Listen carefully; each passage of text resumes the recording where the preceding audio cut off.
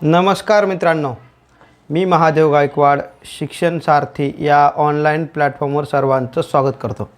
मित्रांनो, पदवीधर वेतन श्रेणी मिळावी यासाठी जो काही न्यायालयीन लढा आहे तो आता एक निर्णायक टप्प्यावर येऊन पोहोचला आहे। 12 फेब्रुवारी 2026 रोजी कोर्टात शासनाला काय निर्देश दिले गेले, तसेच समितीचा अहवाल कुठपर्यंत आला आहे आणि जर का सरसकट पदवीधर वेतन श्रेणी मिळाली तर 7व्या आणि 8व्या वेतन आयोगानुसार किती पगार मिळेल याचा आज आढावा आपण या व्हिडिओच्या माध्यमातून घेणार आहोत। आणखी एक महत्त्वाची गोष्ट, जे काही माध्यमिक शाळेवर काम करणारे माध्यमिक शिक्षक असतील त्या सर्वांनाही प्रश्न पडला आहे की शिक्षण सेवक पूर्ण झाल्यानंतर त्यांना किती पगार मिळेल।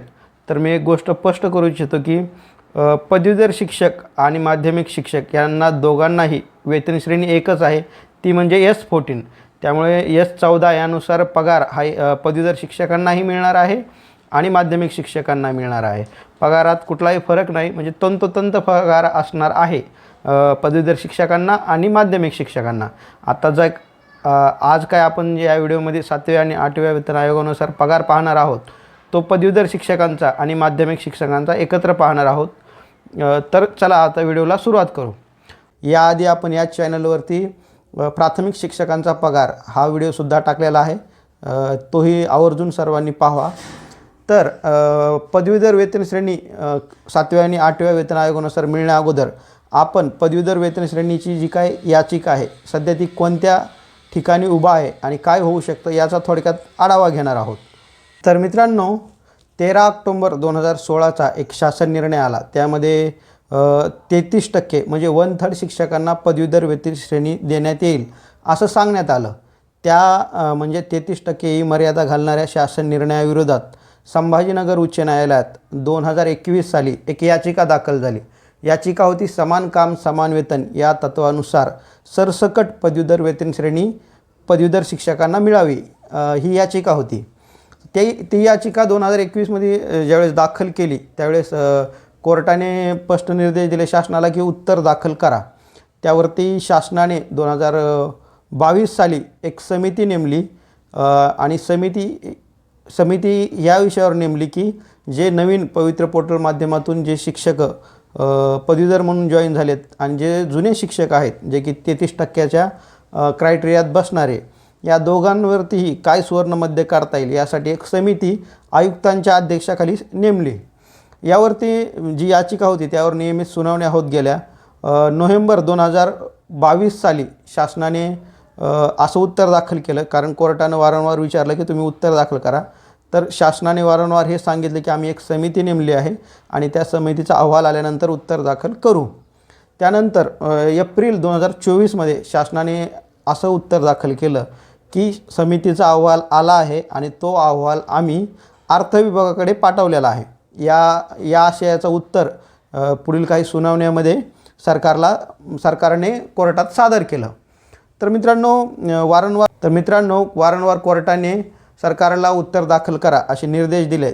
एप्रिल 2024मध्ये शासनाने सांगितलं की आम्ही लवकरच फायनल उत्तर दाखल करू।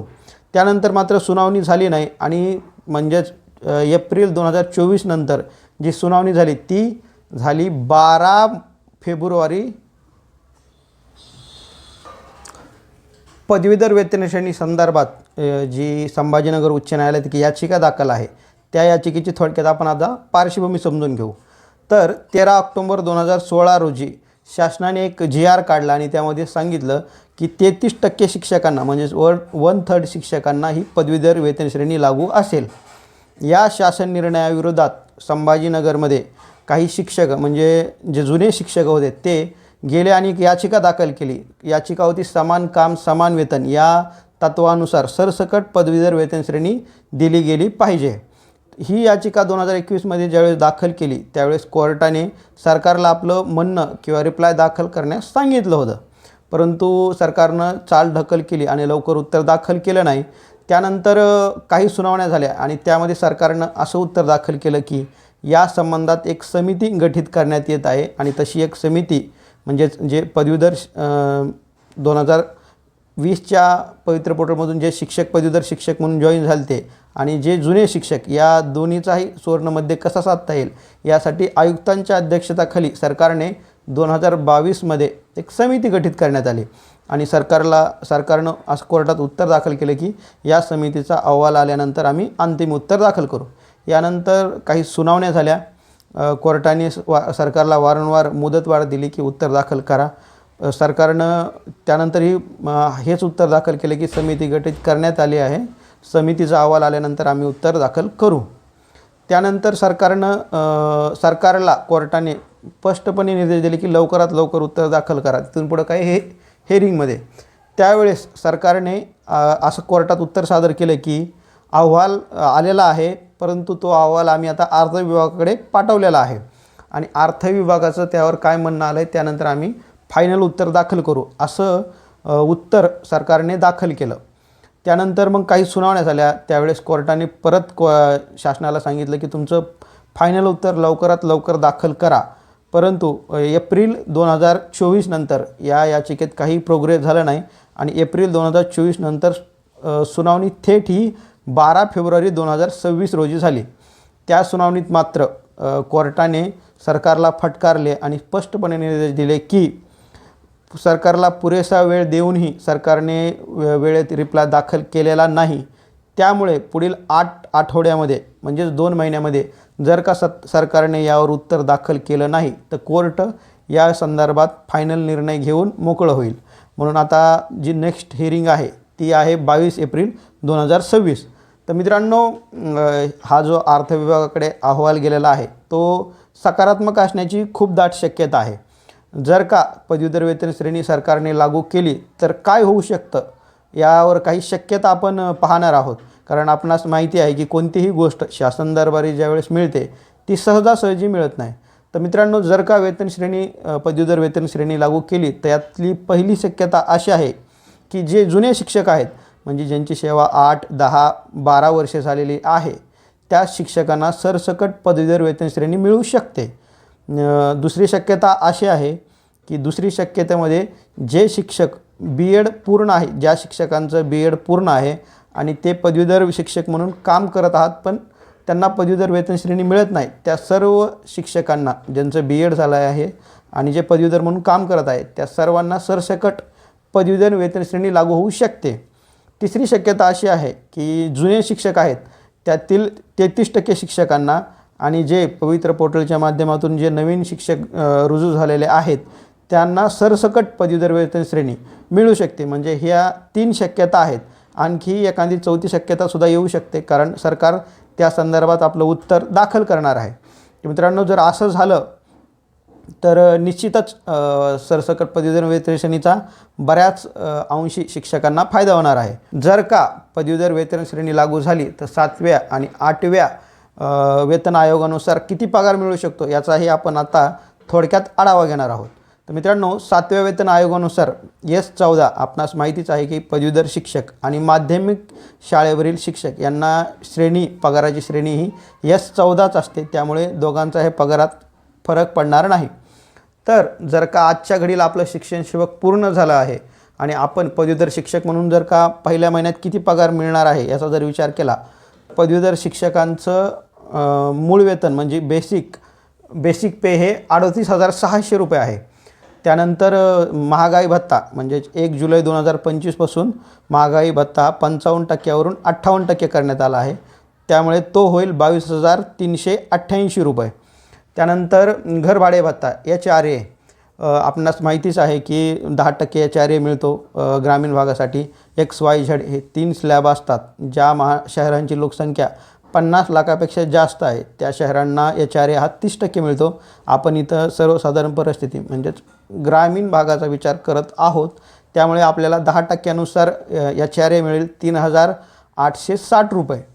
त्यानंतर आहे प्रवास भत्ता म्हणजेच TA हा मित्रांनो 1,350 रुपये मिळत असतो. परंतु जे काही दिव्यांग उमेदवार आहेत त्यांना TA दुप्पट मिळतो. आपण इथं सर्वसाधारण परिस्थितीचा विचार करत आहोत. तर या सर्व आकड्यांची जर का बेरीज केली तर पगार एकूण म्हणजे ग्रॉस सॅलरी ही 66,198 रुपये इतकी होते. परंतु मित्रांनो, हा पूर्ण पगार आपल्या खात्यावर जमा होत नाही. यामध्ये ही NPS असेल, व्यावसायिक कर, इतर कर वजा करून साधारणतः 60 ते 61 हजार रुपये आपल्या हातात येऊ शकतात. म्हणजेच इन हँड सॅलरी ही 59, 60 आणि 61 या दरम्यान असू शकते. आता मित्रांनो येऊ 8व्या वेतन आयोगाकडे. आपणास माहितीच आहे की केंद्र सरकारने 8व्या वेतन आयोगाचे स्लॅब ठरवण्यासाठी एक समिती नेमली आहे. सदस्यीय ही समिती असून 18 महिन्याचा कालावधी दिलेला आहे. आपणास माहिती आहे की अजूनही फिटमॅन फॅक्टर हा सर्वात महत्त्वाचा घटक असतो कोणत्याही वेतन आयोगामध्ये. अजूनही सरकारनं जाहीर केलेला नाही. परंतु आपण एक अंदाजे म्हणजे 2016 साली फिटमॅन फॅक्टर हा 2.57 होता. तर आता आपण एक अंदाज 2 हा फिटमॅन फॅक्टर धरून 8व्या वेतन आयोगानुसार S14ला किती पगार मिळू शकतो याचा अंदाज घेणार आहोत. आधी आपण पाहूया की फिटमॅन फॅक्टर म्हणजे काय. तर मित्रांनो फिटमॅन फॅक्टर म्हणजे तुमचा जो काही मूळ पगार असतो त्यास येणाऱ्या नवीन फिटमॅन फॅक्टरने गुणल्यानंतर महागाई भत्ता हा 0 होतो आणि एक नवीन बेसिक पे नवीन मूळ वेतन तयार होतं. तर त्यास म्हणतात फिटमॅन फॅक्टर, जो की महत्त्वाचा असतो. आपण आता सध्या सर्वत्र चर्चा सुरू आहे की फिटमॅन फॅक्टर हा 2.86 किंवा 3 असेल. तरीही आपण 2016चा जर विचार केला तर 2016 साली 2.57 होता. तर आपण 2 हा फिटमॅन फॅक्टर गृहीत धरून S14 यानुसार पदवीधर शिक्षकांना तसेच माध्यमिक शिक्षकांना किती पगार मिळू शकतो याचा एक थोडक्यात अंदाज घेणार आहोत. तर मित्रांनो फिटमॅन फॅक्टर आपण 2 गृहीत धरला तर मूळ वेतन हे 38,600 त्यास गुणलं नवीन फिटमॅन फॅक्टर 2ने तर नवीन बेसिक पे नवीन मूळ वेतन तयार होईल 77,200 रुपये. त्यानंतर महागाई भत्ता DA म्हणजेच महागाई भत्ता. तर मित्रांनो नवीन आयोगाच्या सुरुवातीला महागाई भत्ता हा 0 असतो, त्यामुळे तो काहीच मिळणार नाही, तो 0 असेल. त्यानंतर कालांतराने तो वाढतो. त्यानंतर आहे HRA घरभाडे भत्ता 10%ने. तर हा पण दुप्पट होईल कारण फिटमॅन फॅक्टर आपण 2 धरला आहे. त्यानंतर मग HRA आपल्याला मिळेल साधारणतः 7,720 रुपये. त्यानंतर आहे प्रवास भत्ता TA हा सुद्धा दुप्पट होईल, हा सुद्धा 2700 रुपये होईल. तर मित्रांनो या सर्वांची जर बेरीज केली तर साधारणतः 87,620 रुपये इतका पगार मिळू शकतो. परंतु हा पूर्ण हातात येणार नाही. तर यातून परत NPS असतील, व्यावसायिक कर असतील, इतर कर वजा करून साधारणतः 79 ते 80 हजार रुपये हातात येऊ शकतात. मित्रांनो हा फक्त एक अंदाज आहे. आपण फिटमॅन फॅक्टर गृहीत धरतो आहे. अजूनही सरकारने फिटमॅन फॅक्टर जाहीर केलेला नाही. ज्यावेळेस सरकार फिटमॅन फॅक्टर जाहीर करेल त्यावेळेस आपल्याला अधिकृत कळेल की वास्तविक परिस्थिती काय आहे. परंतु जर का 2 फिटमॅन फॅक्टर धरला तर 7व्या आणि 8व्या वेतन आयोगामध्ये साधारणतः 22,500चा फरक पडताना आपल्याला निश्चितच दिसेल. तर मित्रांनो व्हिडिओच्या डिस्क्रिप्शनमध्ये टेलिग्राम चॅनलची लिंक दिलेली आहे. ते चॅनल सर्वांनी जॉईन करा, कारण त्या चॅनलवरती आपण वेगवेगळे GR असतील, इतर राज्याच्या उच्च न्यायालयाचे निकाल असतील ते आपण टाकत असतो. या व्हिडिओबद्दल सर्वांना काय वाटतं ते कमेंट बॉक्समध्ये निश्चितच कमेंट करा. शिक्षण सारथी या यूट्यूब चॅनल सबस्क्राईब करायला विसरू नका, कारण आपण या चॅनलवरती ऑथेंटिक आणि अधिकृत माहिती पाहत असतो. हा व्हिडिओ जास्तीत जास्त शिक्षणसेवक बांधवांपर्यंत शेअर करा, लाईक करा, सबस्क्राईब करा. हा व्हिडिओ शेवटपर्यंत पाहिल्याबद्दल सर्वांचे खूप खूप धन्यवाद.